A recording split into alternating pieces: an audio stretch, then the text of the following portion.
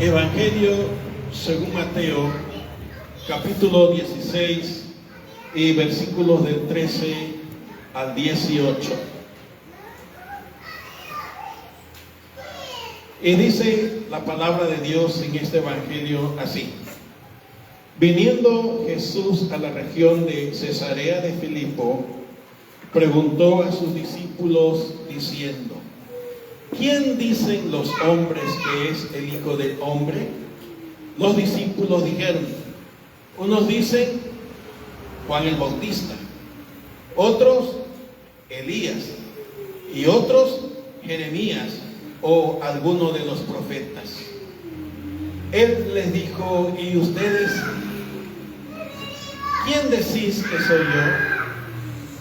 Y respondiendo Simón Pedro dijo: Tú eres el Cristo, el Hijo del Dios viviente. Entonces le respondió Jesús: Bienaventurado eres, Simón, hijo de Jonás, porque no te lo reveló carne ni sangre, sino mi Padre que está en los cielos. Y yo también te digo que tú eres Pedro, y sobre esta roca edificaré mi iglesia, y las puertas del Hades no prevalecerán contra ella. Amén.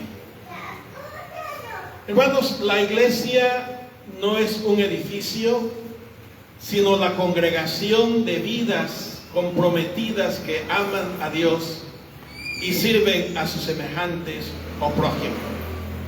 Ese es el corazón del mensaje que quiero plantear en toda esta serie sobre la iglesia. Entonces, el título de este mensaje se llama El fundador y el fundamento de la iglesia. Ese es el primer mensaje de esta serie.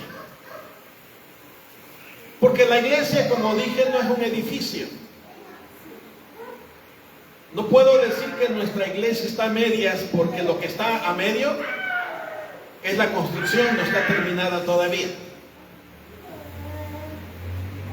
Y aunque no están todos los que han de ser salvos en este lugar, pero sin duda alguna, habemos personas que hemos creído en nuestro Señor Jesucristo como nuestro Salvador personal, y que hemos sido pasados de muerte a vida, de las tinieblas a la luz, y somos la iglesia. Y quiero, queridos hermanos, iniciar esta serie definiendo la palabra iglesia. Dije que hoy vamos a hablar sobre el fundamento y su fundador, o al revés, su fundador y su fundamento de la iglesia. El fundador y el fundamento de la iglesia. Pero quiero iniciar definiendo qué es la iglesia. Si ya he dicho que la iglesia no es este edificio, entonces, ¿quién es o quién es la iglesia? ¿Alguien me puede contestar? Nosotros, los creyentes en Jesús. Dios bendiga a la hermana Toñeta, que contestó correctamente. La iglesia somos los creyentes en el Señor Jesucristo. Y nosotros, los creyentes, somos personas que hemos decidido comprometernos a amar a Dios con todo el corazón, pero también nos hemos comprometido a amar a nuestro prójimo, para cumplir así el gran mandamiento que dijo el Señor Jesús: amarás al Señor tu Dios con todo tu corazón, con toda tu alma y con todas tus fuerzas. Y el segundo mandamiento, dijo el Señor Jesús: amarás a tu prójimo como a ti mismo. Y él dijo: en estos dos se compila o se resume toda la ley. La iglesia somos los creyentes en Cristo. La palabra iglesia quiere decir los llamados fuera. Usted y yo cuando decidimos creer en el Señor Jesucristo como nuestro Salvador personal, fuimos sacados del mundo y dedicados para Dios. La palabra iglesia se compone de dos términos: salir o sacar, y llamados. Así que fuimos llamados a salir de este mundo. Por eso dijo el Señor Jesús en su oración: estamos en el mundo, pero no somos del mundo. Y por eso se nos conmina a los creyentes en Cristo, a la iglesia, a los llamados fuera, llamados a salir del mundo, se nos conmina a no amar al mundo, porque el mundo pasa con sus deleites. Porque el que ama al mundo se constituye en enemigo de Dios. Así que la palabra iglesia quiere decir los llamados fuera. ¿Y quiénes son llamados fuera? Los que creen en el Señor Jesucristo. Fuimos llamados a salir del mundo. Y fuimos puestos en un cuerpo, que es una de las ilustraciones que usa el apóstol Pablo para referirse a la iglesia. Todos los creyentes somos el cuerpo de Cristo y Él es la cabeza. Ya en estas sencillas palabras, por su definición, vamos derrumbando aquellas doctrinas que nos inculcaron, aquellas enseñanzas que nos metieron casi a fuerza porque fue la religión de nuestros abuelos y de nuestros padres, ¿verdad? Que la cabeza de la iglesia es el Papa que está en Roma. No, eso no es así, así nos enseña la Biblia. La cabeza de la iglesia es el Señor Jesucristo. Y nosotros los creyentes somos el cuerpo. Y un cuerpo se compone de muchos elementos. Recuerden que la palabra cuerpo y cabeza no es más que una ilustración que usa el apóstol Pablo en la epístola a los Efesios para referirse a la iglesia de Dios. Así que nuestro jefe, nuestra cabeza, nuestro director, ¿quién es? El Señor Jesús. No es el Señor que vive en Roma, en Ciudad Vaticano. No es el superpastor que se convierte de pronto en el amo y dueño de la congregación y manipula la buena fe por un lado, pero por el otro lado el desconocimiento de los creyentes que no han quizás leído la Biblia, que es la que nos dice todo lo referente a la iglesia. Porque en la iglesia hay muchos creyentes perezosos que no les gusta leer la Biblia, que no les gusta orar, que ponen peros para poder congregarse y no crecen en su conocimiento. El apóstol Pedro en su epístola pide a los creyentes que crezcamos en la gracia, pero también en el conocimiento de nuestro Señor Jesucristo. Mucho se ha dicho, se ha predicado, se ha escrito, se ha discutido sobre la iglesia. Desde el pasado antiguo han corrido miles de litros de tinta. Ya en los tiempos más modernos puedo decir quizás toneladas de tóner, creo que así se llama el polvo que ahora imprimen en los libros, ¿verdad? Por las computadoras y todo eso. Y casi cada pastor y cada erudito, tenga título o no título, pone sus creencias, sus bases, sus énfasis cuando está enfrente. Así, muchos eruditos han afirmado que el fundador de la iglesia es Pedro. Y argumentan que él recibió las llaves del mismo Cristo, porque Jesús le dijo: a ti te voy a dar las llaves, pero dijo del reino. no dijo de la iglesia.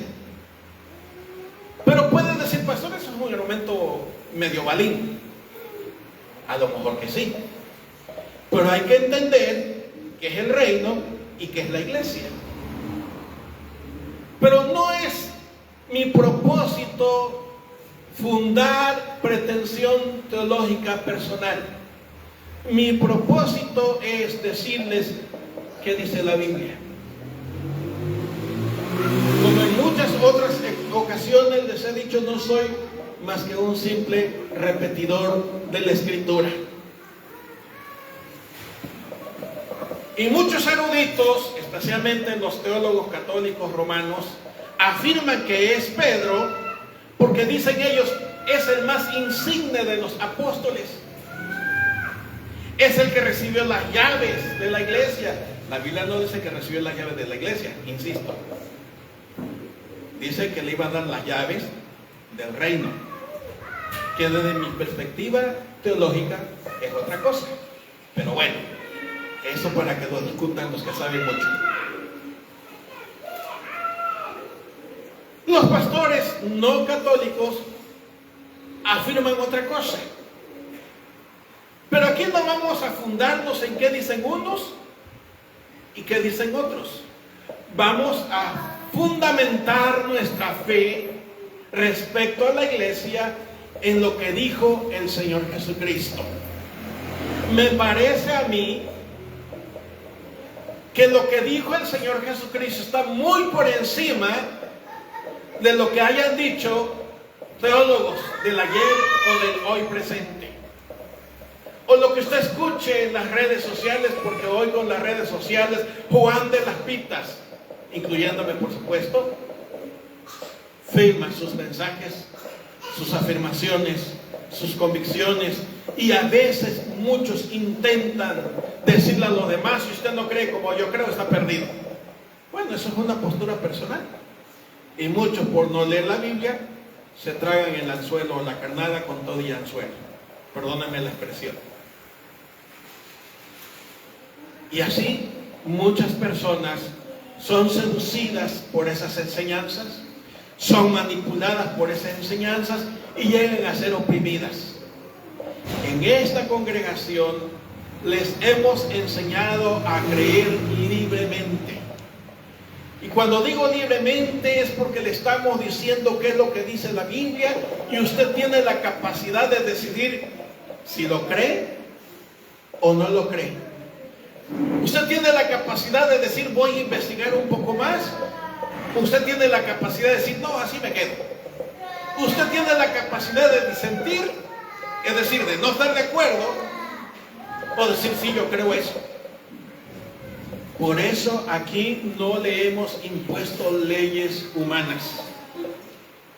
Aquí decimos y enseñamos que Dios nos habla a través de su palabra y el Espíritu Santo usando la palabra de Dios, apelando a nuestra conciencia, apelando a nuestro ser interno, a nuestro espíritu, a nuestra alma, al corazón. Por eso, amados hermanos, aquí no hemos puesto leyes sobre cómo vestir, cómo calzar, qué ajuar ponerse o qué no ajuar ponerse. Me refiero a cadenas, aretes y todo. Aquí no hay eso.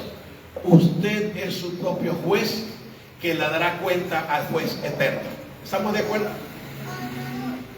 Porque todos los que estamos aquí, hermanos, tarde o temprano llegaremos, dice la Biblia, ante el tribunal de Cristo, y es necesario, es menester que comparezcamos allí para que cada uno reciba conforme a sus hechos. Así dice 2 Corintios capítulo 5 versículo 10. Así que en esta primera entrega de esta serie quiero llamar su atención, mis queridos y amados hermanos, a solo dos cosas: el fundador y el fundamento. Solo nos abocaremos sobre estos dos puntos que quiero entresacar de esa charla que tuvo el Señor Jesús con sus discípulos, llegando a las cercanías de una ciudad llamada, ¿cómo leímos? ¿Cómo se llamaba la ciudad? Estoy haciendo esta pregunta para ver si están conmigo. Yo no quiero que seamos como en muchas congregaciones donde toda la atención se fija o se afirma en el predicador o en lo que dice, pero se descuida lo que dice la palabra de Dios. Mateo capítulo 16, versículos 13 al 18. Ya la leímos. Dice la Biblia que el Señor Jesús, viniendo de Galilea hacia Jerusalén y llegando a cierta ciudad, ahí a los alrededores, Él se detiene de pronto en la caminata, no sé si para descansar, pero entabla una plática con los discípulos, con los 12. Esa ciudad se llamaba Cesarea de Filipo. No me voy a poner a discutir sobre el origen de la ciudad y por qué se llamaba así. Me voy a centrar en la plática. ¿Qué le preguntó el Señor Jesús a los discípulos? ¿Qué les dijo? ¿Qué piensa la gente de mí? Así en palabras actuales. ¿Qué piensa la gente de mí? Y más de uno sin duda empezó a responder. Dice que ellos, así que más de uno respondió la pregunta. Uno de los discípulos probablemente, o 2 o 3, no sé, dijeron: algunas personas dicen que eres Juan el Bautista. Otros dicen que tal vez eres el profeta Elías. Y otros dicen tal vez que eres el profeta Jeremías. Y algunos otros, pues quizás cualquiera de los profetas del ayer. Y yo me imagino que en esta plática el Señor Jesús le dijo: respondieron muy bien, qué bueno. Pero luego los enfrenta, a lo mejor mirándolos los ojos. ¿Y ustedes qué dicen? ¿Qué opinión tienen? ¿Cómo me consideran? ¿Quién soy para ustedes? Y créanme, mis amados hermanos, que esta pregunta me parece a mí sigue resonando hoy para usted y para mí. ¿Quién es Cristo para usted? ¿Cómo vislumbra el Señor Jesús? ¿Como un gran maestro nada más que cambió este mundo con su forma de pensar? ¿Como un gran filósofo? ¿Como un gran pensador? Para usted, ¿quién es el Señor Jesús? ¿Y ustedes, quién decís que soy yo? Y respondiendo Simón Pedro, este hombre se llamaba Simón, y desde antes ya le habían puesto Pedro, Cefas. Cefas quiere decir Pedro, y Cefas se refiere a una piedra.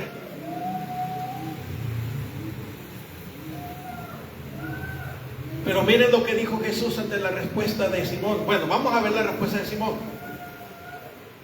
Tú eres el Cristo, el Hijo del Dios viviente. Veamos en esta oración gramatical, en la respuesta del apóstol Pedro, 2 cosas. Primero, tú eres el Cristo. La percepción judía es que un día, según la profecía, llegaría un libertador para la nación de Israel. Una especie de militar que los libraría del yugo de sus opresores. Recuerden que el pueblo de Israel había se había desarrollado en medio de la opresión. Primero en Egipto, antes de la liberación que nos cuenta el Éxodo. Luego también allá en las opresiones que nos cuentan cuando llegaron a la tierra prometida. ¿Se acuerdan cómo los filisteos, como los amonitas y así? Pero luego otra gran opresión enorme que vivieron ellos fue por ahí del año 600 y 586, cuando el rey de Babilonia llamado Nabucodonosor se los llevó preso por 70 años. Y luego fueron liberados, pero luego cómo los oprimieron los griegos. Bueno, los medos persas que los querían eliminar, ¿no? ¿Se acuerdan de aquel hombre en el banquete de la reina Esther? Pero luego los griegos. Y ahora en la época del Señor, ¿quiénes gobernaban? Los romanos. Y ellos, el pueblo judío, tenía la perspectiva de alguien que los iba a liberar de ese yugo. La percepción judaica no era tanto una salvación espiritual, sino una salvación física. La expectativa del pueblo judío era levantar el reino caído de David y no el reino eterno. O sea, no había percepción en el pueblo judío acerca del reino eterno, sino el reino de David. Para ellos eso era el Cristo. Pero la segunda parte de la respuesta de Pedro, es decir, la parte de el Hijo del Dios viviente. No solamente eres el libertador que esperamos, no solamente eres nuestro salvador físico como nación, no solamente eres aquel hombre especial que estamos anhelando a través de los siglos y que fue prometido por las profecías antiguas, sino eres el mismo que Hijo del Dios viviente. Hermanos, esta respuesta es tremenda. Eres el Hijo del Dios viviente. ¿Qué responde el Señor Jesús? Estamos hablando del fundador y el fundamento de la iglesia. Estamos empezando apenas cuando la iglesia no existe todavía. ¿Se dan cuenta? En este momento la iglesia no existe. Pero estamos hablando de sus orígenes. ¿Qué dice el Señor Jesús en el verso 17? Bienaventurado eres Simón, hijo de Jonás, porque no te lo reveló carne ni sangre. ¿A qué revelación se refería Jesús? A lo que Pedro había expresado. Sí, había dicho que era el ungido esperado, pero había añadido algo más importante todavía. Tú eres el Hijo del Dios viviente. Y dice el Señor Jesús, eres bienaventurado, pero no es tu puntada.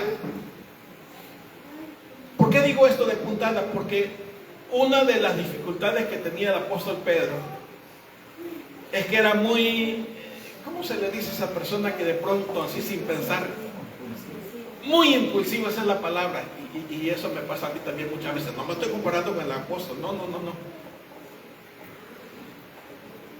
No sé cuántos de ustedes son impulsivos que no esperan que alguien termine lo que le está diciendo y usted ya está contestando. Yo soy uno de esos tipos, muy impulsivo, que no pienso en lo que voy a decir, a veces ofendo y pido perdón en esas ofensas que hago. Por eso es la expresión, no es tu puntada. Eso te vino de parte de ¿quién? Eso que acabas de decir, que soy el Hijo del Dios viviente, ¿quién te lo dijo? ¿Quién te lo reveló? ¿Quién te lo hizo ver? ¿Quién? Dice que eso vino directamente ¿de quién? Dice, de mi Padre que está en los cielos. Así que no era un impulso lo que dijo Pedro, no era una puntada, no era un sentir personal. Pedro exclamó porque Dios puso esas palabras en su corazón para decirlo.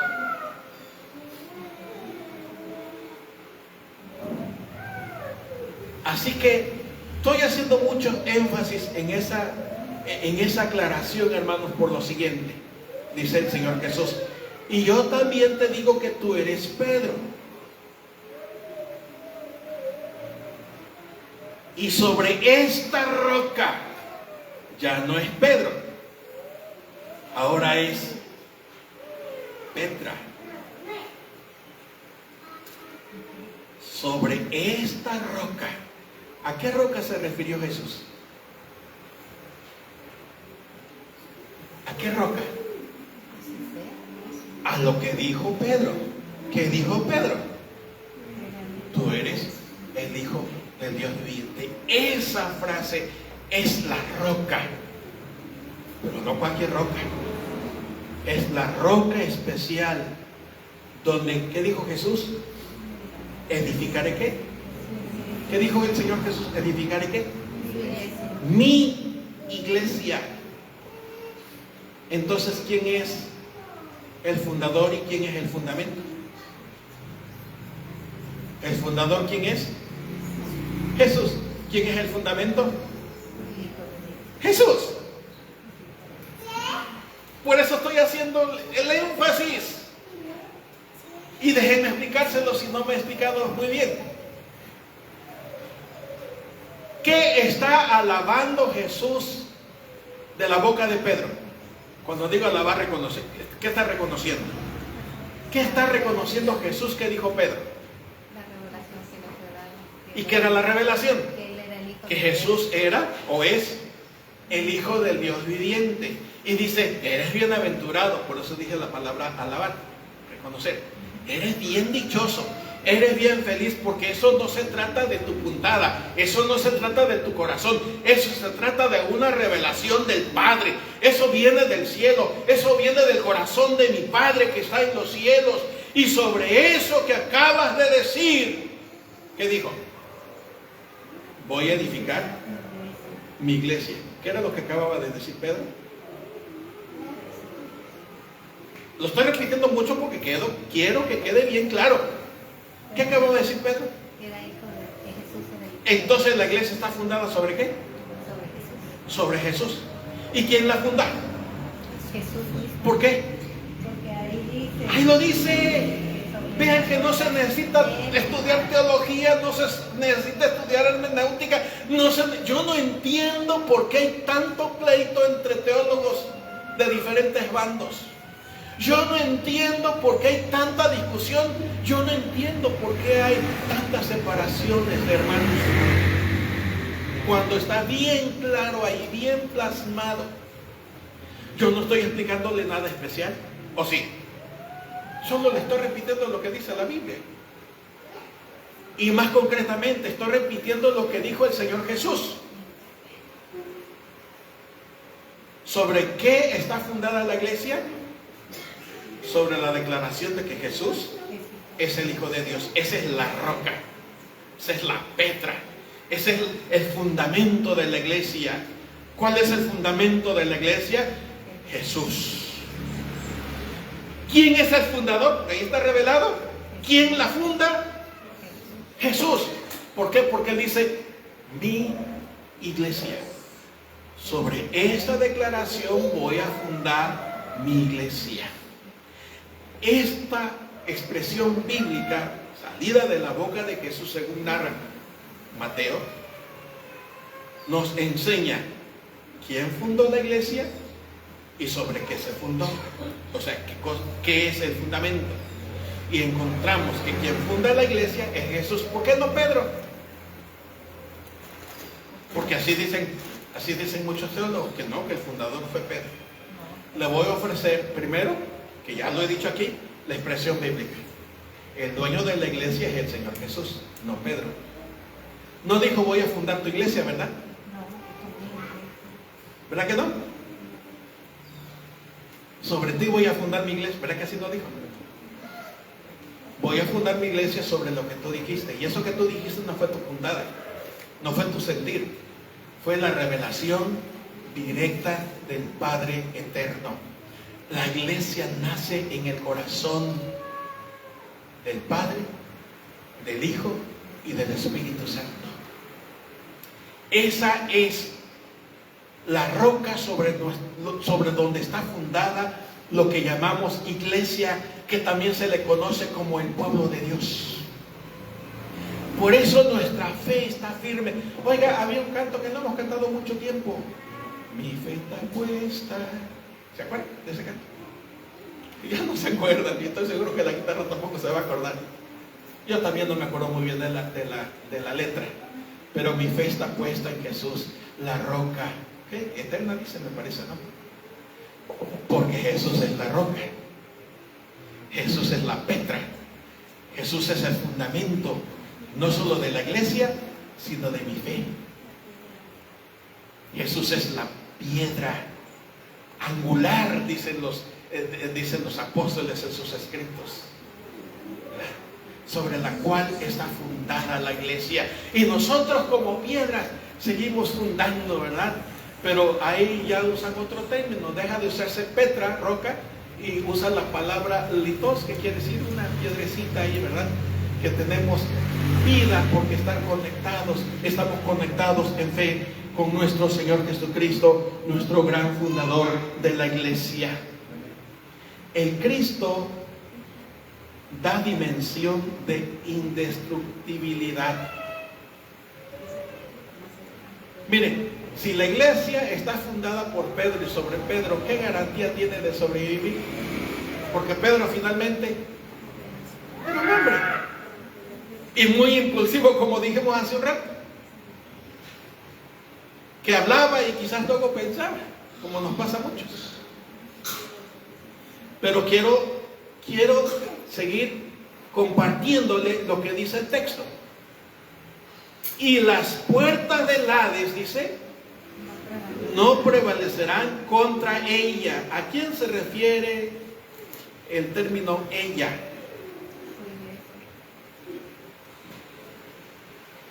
A la iglesia, a su iglesia. ¿Qué dice Jesús? Sobre el hecho de que Jesús es el Hijo de Dios, dijo a Pedro, voy a fundar mi iglesia.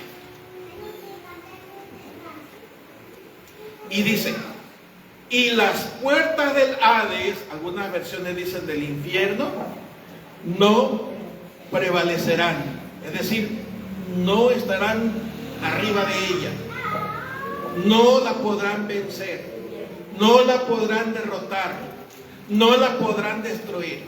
La iglesia es la entidad que ha sufrido a lo largo de los siglos más ataques inclusive que la misma nación de Israel.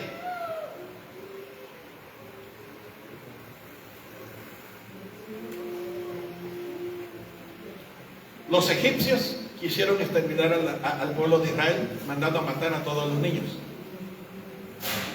Luego los persas, con el edicto que le sacó Amán a Artajerjes, quiso destruir a los judíos.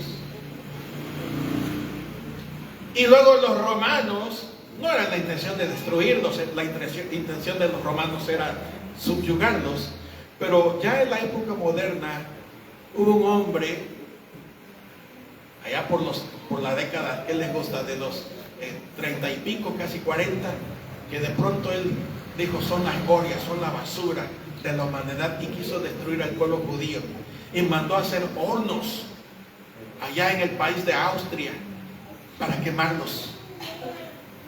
¿Se acuerdan quién fue ese hombre? Ya, de nuestra época, Adolfo Hitler.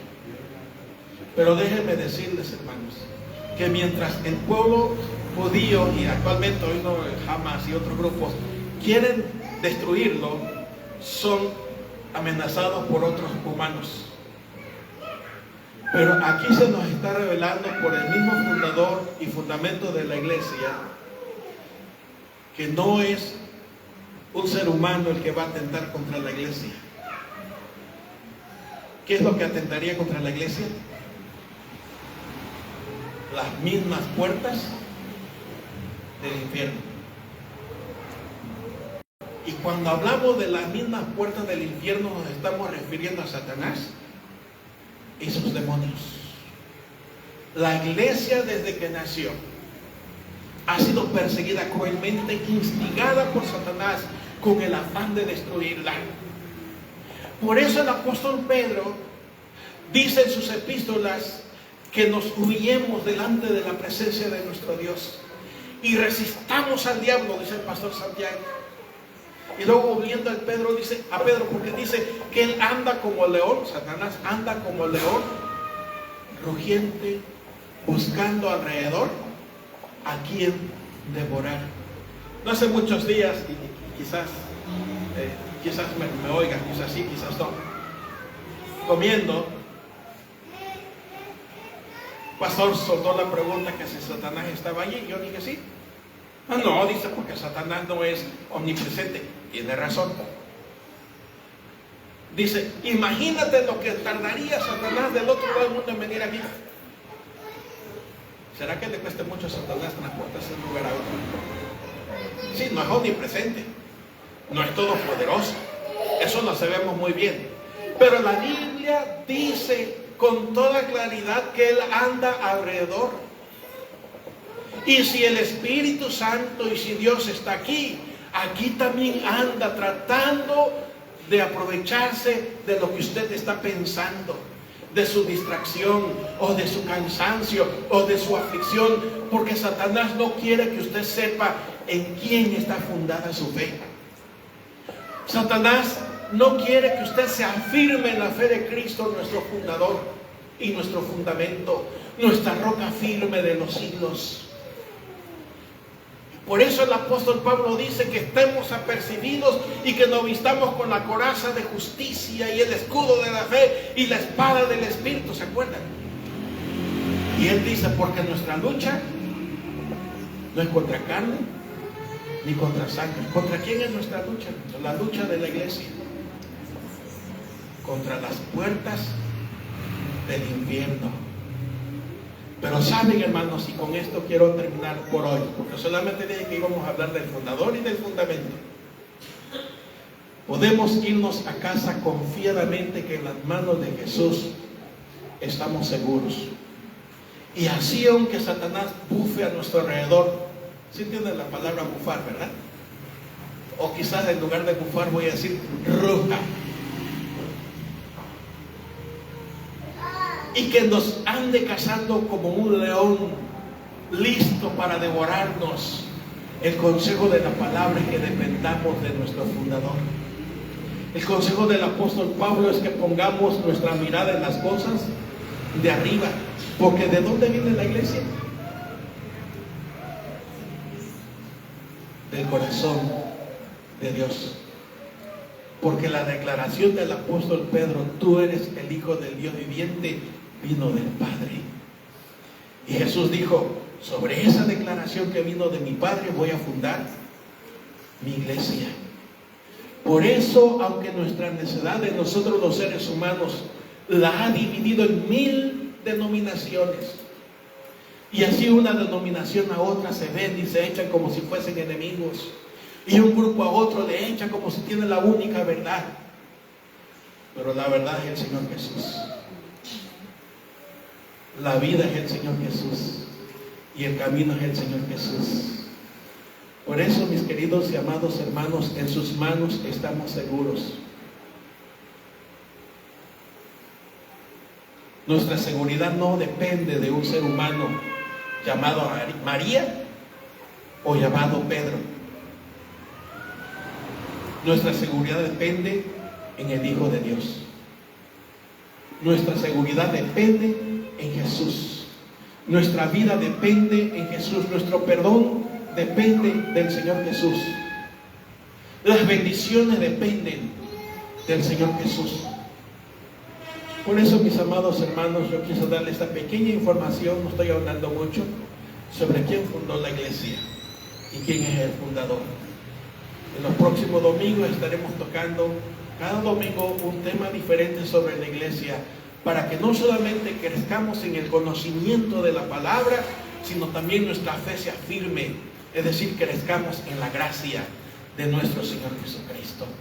Démosle la gloria al Padre, Démosle la gloria al Hijo, démosle la gloria al Espíritu Santo, porque el pueblo de Dios está fundada en la roca eterna de los siglos, que es el Señor Jesús, a quien sea la honra y la gloria hoy y siempre. Amén.